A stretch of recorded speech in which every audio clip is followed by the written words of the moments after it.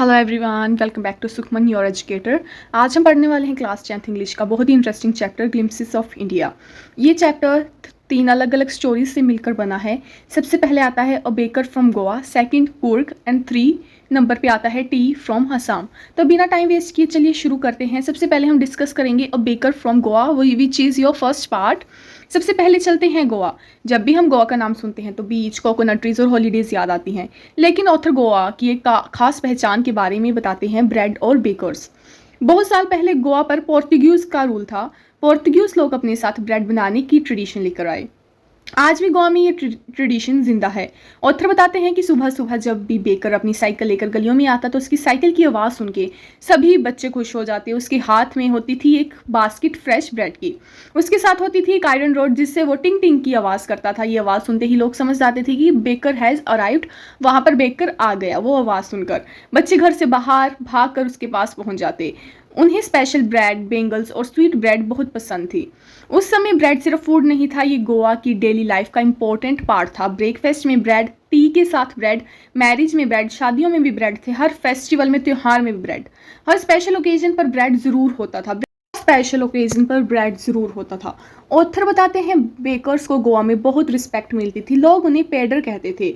उसकी white dress और उसकी पर्सनैलिटी सबको याद रहती। उनके पास हमेशा कस्टमर की लाइन लगी रहती। ये प्रोफेशनल, प्रॉफिटेबल भी था। और ऑथर एक फ़नी बात भी बताते हैं, जब वो छोटे थे तो ब्रेड खाने के इतने शौकीन थे, कभी कभी ब्रेड खा कर ही स्कूल चले जाते। इसी स्टोरी से हमें पता चलता है कि ट्रेडिशन कितना इंपॉर्टेंट है। टाइम बदलता है, लोग बदलते हैं, लेकिन कुछ ट्रेडिशन जनरेशन्स तक सर्वाइव करते हैं और गोवा की बेकिंग ट्रेडिशन भी उनमें से एक है। सबसे पहले हम इसका इंपॉर्टेंट मैसेज जान लेते हैं। हर कल्चर की अपनी आइडेंटिटी होती है और हमें अपनी ट्रेडिशन को रिस्पेक्ट करना चाहिए। अब आते हैं पार्ट सेकंड, कुर्ग पे। अब चलते हैं इंडिया के साउथ में, एक ऐसी जगह जिसे लोग इंडिया का स्कॉटलैंड भी कहते हैं। उस जगह का नाम है कुर्ग। सोचो, हर तरफ green hills, coffee plantation, clouds, fresh air और ब्यूटीफुल फॉरेस्ट, यही है कुर्ग। ऑथर बताते हैं कुर्ग कर्नाटका स्टेट में लोकेटेड है। ये जगह अक्टूबर से मार्च के बीच विजिट करने के लिए बेस्ट मानी जाती है। यहाँ की सबसे फेमस चीज़ है कॉफ़ी। इंडिया की बहुत सी कॉफ़ी यहीं प्रोड्यूस होती है। जब कॉफ़ी फ्लावर खिलते हैं तो पूरे एरिया एक अमेजिंग फ्रेग्रेंस से भर जाता है। लेकिन कुर्ग सिर्फ कॉफ़ी के लिए ही नहीं फेमस, यहाँ के लोग भी बहुत स्पेशल हैं। उन्हें कोडावर्स का कहते हैं। कोडावर्स बहुत ब्रेव और करेजियस होते हैं। उनका मिलिट्री ट्रेडिशन बहुत स्ट्रॉन्ग है। इंडियन आर्मी में उनका इम्पोर्टेंट कंट्रीब्यूशन रहा है। ऑथर बताते हैं कि कोडावर्स की ओरिजिन के बारे में अलग अलग स्टोरीज हैं। कुछ लोग मानते हैं कि उनका कनेक्शन अरब से था, इसी वजह से उनकी ड्रेसिंग स्टाइल और कस्टम थोड़े डिफरेंट है। कुर्ग की नेचर भी बहुत रिच है। यहाँ एलिफेंट्स, बर्ड्स, मंकी और बहुत सारे वाइल्ड एनिमल्स मिलते हैं। रिवर कावेरी भी इसी रीजन से निकलती है। एडवेंचर लवर्स के बीच भी कुर्ग परफेक्ट प्लेस है। यहाँ river rafting, trekking, rock climbing, mountain biking और बैम्बू राफ्टिंग जैसे एक्साइटिंग एक्टिविटीज़ होती हैं। इमेजिन करिए सुबह का टाइम, कोल्ड वेदर, कॉफ़ी की खुशबू, बर्ड्स की आवाज़ और ग्रीन माउंटेन। सच में ये किसी हेवन से कम नहीं। सो इसका मैसेज ये आता है, कुर्ग का निकल के नेचर हमें पीस देती है, इसलिए हमें फॉरेस्ट और इन्वायरमेंट को प्रोटेक्ट करना चाहिए। अब आते हैं हम हमारे बहुत इंटरेस्टिंग पार्ट 3 पे, टी फ्रॉम असम। अब चलते हैं इंडिया के नॉर्थ ईस्ट की तरफ, एक ऐसी जगह जो दुनिया भर में फेमस है, असम। ऑथर राजवीर और प्रंजोल की जर्नी से हमें असम के टी गार्डन दिखते हैं। प्रंजोल असम के रहने वाले हैं। राजवीर उसके घर विजिट करने जाते हैं। ट्रेन जर्नी के दौरान राजवीर खिड़की से बाहर देखता है, हर तरफ endless green tea gardens. Women tea leaves collect कर रही हैं। पूरा एरिया ब्यूटीफुल लग रहा है। राजवीर बहुत एक्साइटेड हो जाता है। वो पूछता है कि टी की हिस्ट्री क्या है। प्रंजोल बताता है कि टी दुनिया की सबसे पॉपुलर ड्रिंक्स में से एक है।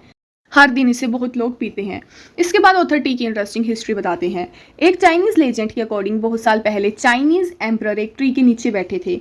उसके लिए वाटर बॉयल हो रहा था। अचानक कुछ टी लीव्स हवा से उड़कर पानी में गिर गया। एम्परर ने वो ड्रिंक टेस्ट किया। उसका टेस्ट बहुत अच्छा लगा और इसी तरह टी की डिस्कवरी हुई।